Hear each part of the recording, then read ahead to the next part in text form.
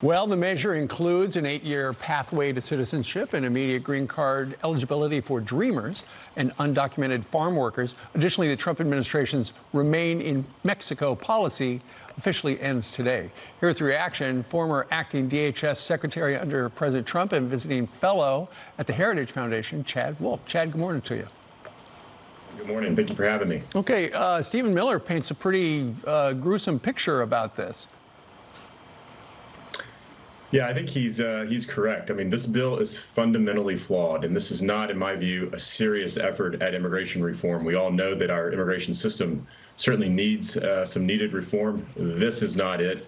It doesn't go nearly as far as border security measures and enforcement that we need. And so a little disappointed in the Biden administration of putting basically a wish list together of those on the far left and submitting this as a bill. Sure. And we've heard for years that the Trump administration tried to do something about the Dreamers after the Obama administration essentially created that program via executive fiat.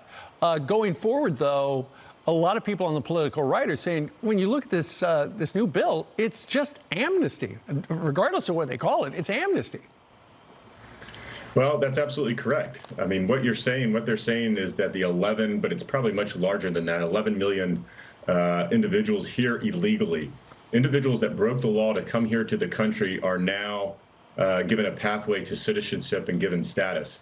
And so I think for the millions of Americans that follow the law every day, the millions of immigrants who follow the process to become citizens, and it's a lengthy process, just this flies in the face of that, and it sends absolutely the wrong message. And what we know from previous amnesty attempts is that if you do this, this is an extremely incentive for future population flows to come to the U.S., hoping that they too will get amnesty in the future.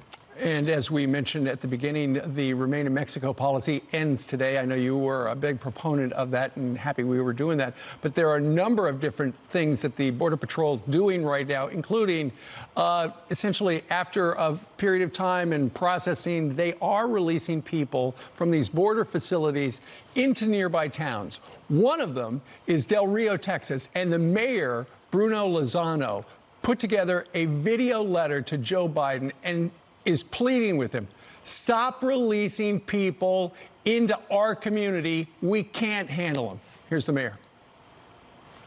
I'm pleading and requesting with you to please put a halt to any measures regarding the release of immigrants awaiting court dates into the city of Del Rio and surrounding areas.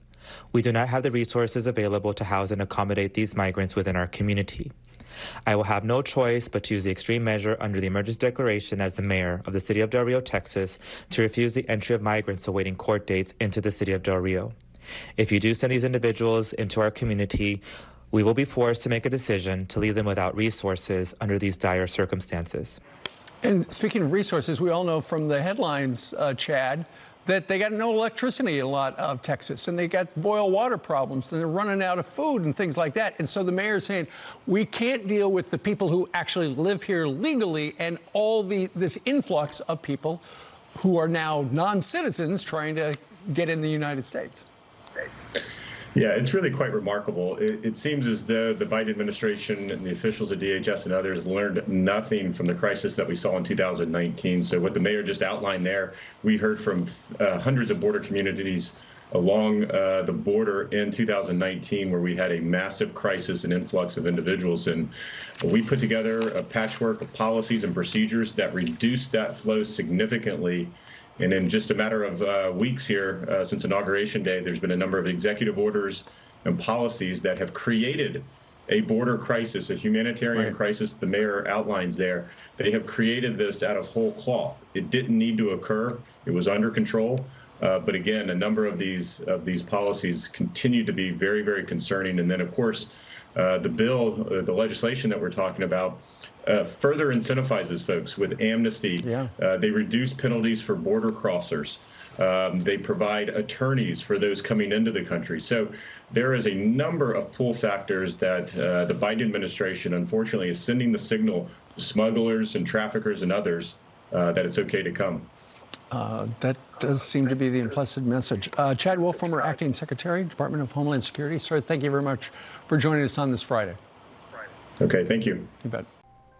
Thanks for watching the Heritage Foundation's YouTube channel. With more than 500,000 members, we are the nation's largest conservative research and education institution. We believe the principles and ideas of the American founding are worth conserving and renewing. Please help us further our mission by subscribing to this channel and sharing our videos with your family and friends.